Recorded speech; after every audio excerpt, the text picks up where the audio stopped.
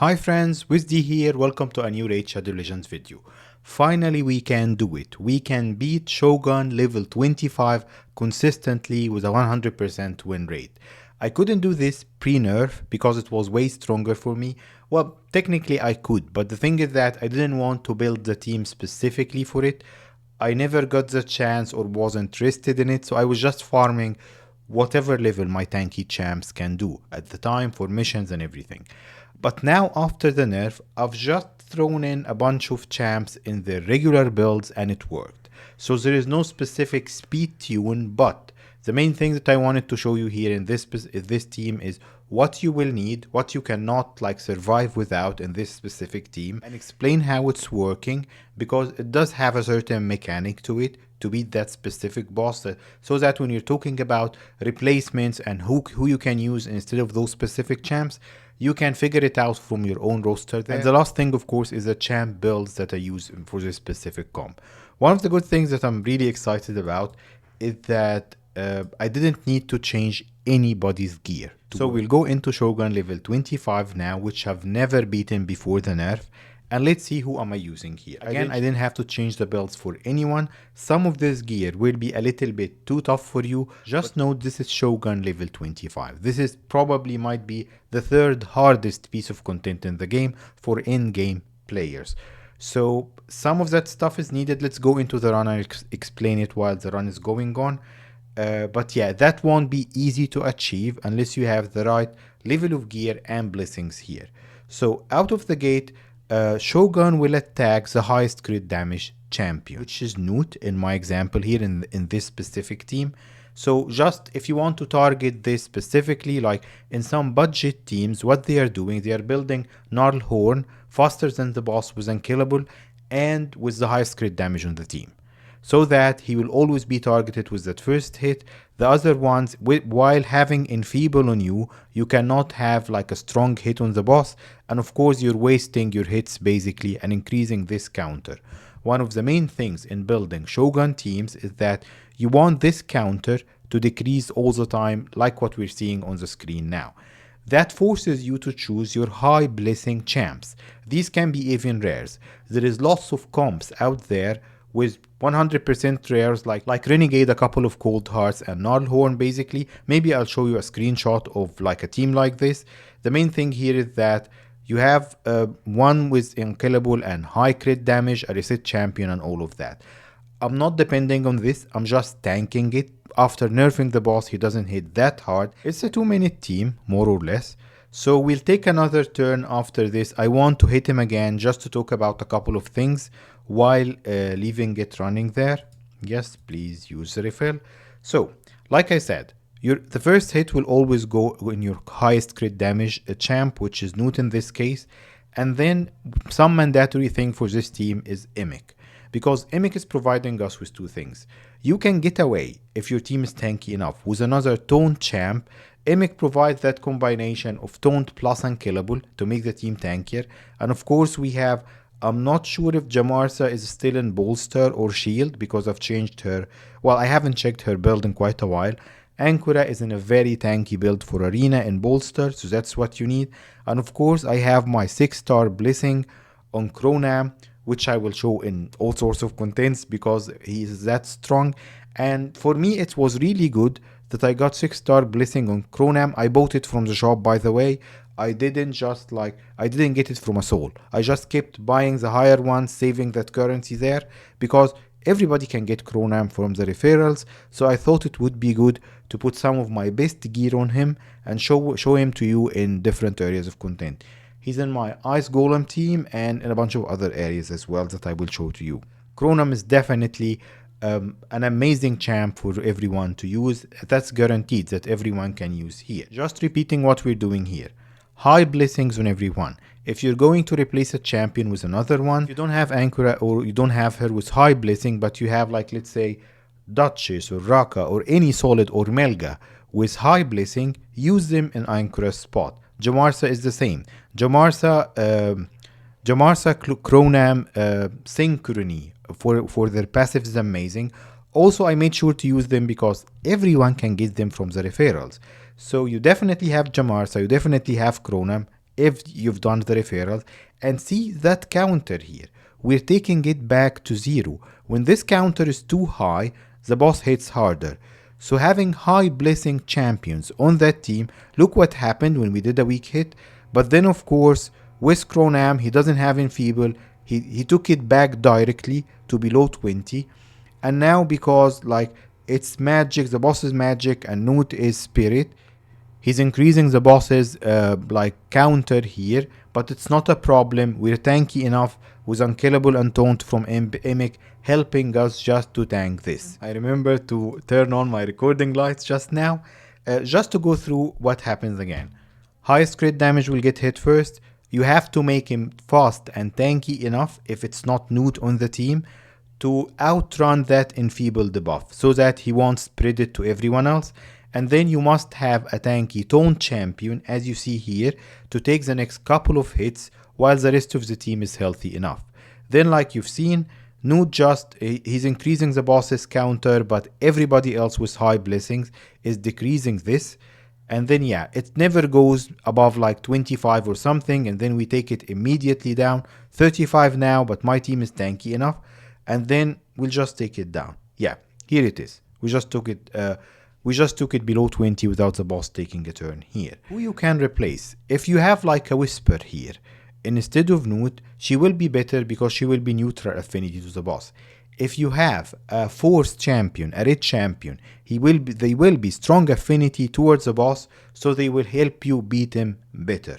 My Newt is in a great build, that's why though he's weak affinity, I'm using him anyways. Main thing, use strong or neutral affinities when possible to decrease that counter as much as you can. Let's try with Cold Heart. And let's not use super raids to decrease the amount of energy we're wasting. Okay, where's my Cold Heart? Come on.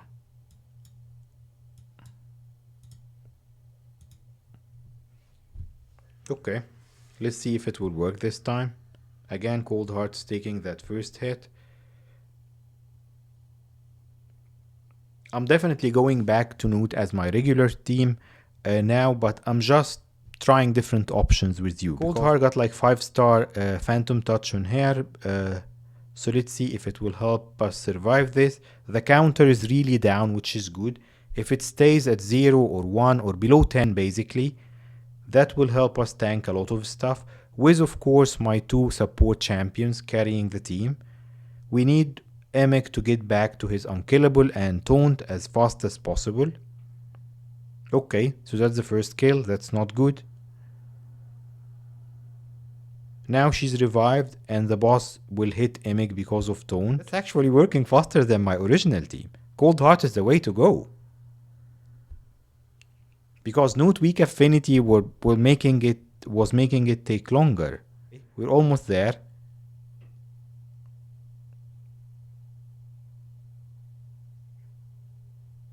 We'll do another run because that's a little bit sketchy.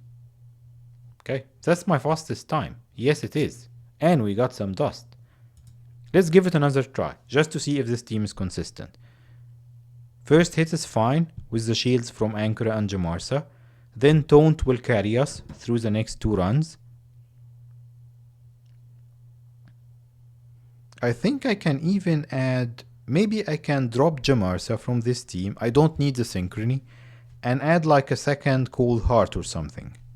Or maybe bring back Newt. Okay, now the boss crit us. She dropped too fast and we don't have Taunt. The boss will kill her again now. The counter is pretty much down, so that helped her survive. Let's see. Brimstone is always useful there. Okay, second kill, not good.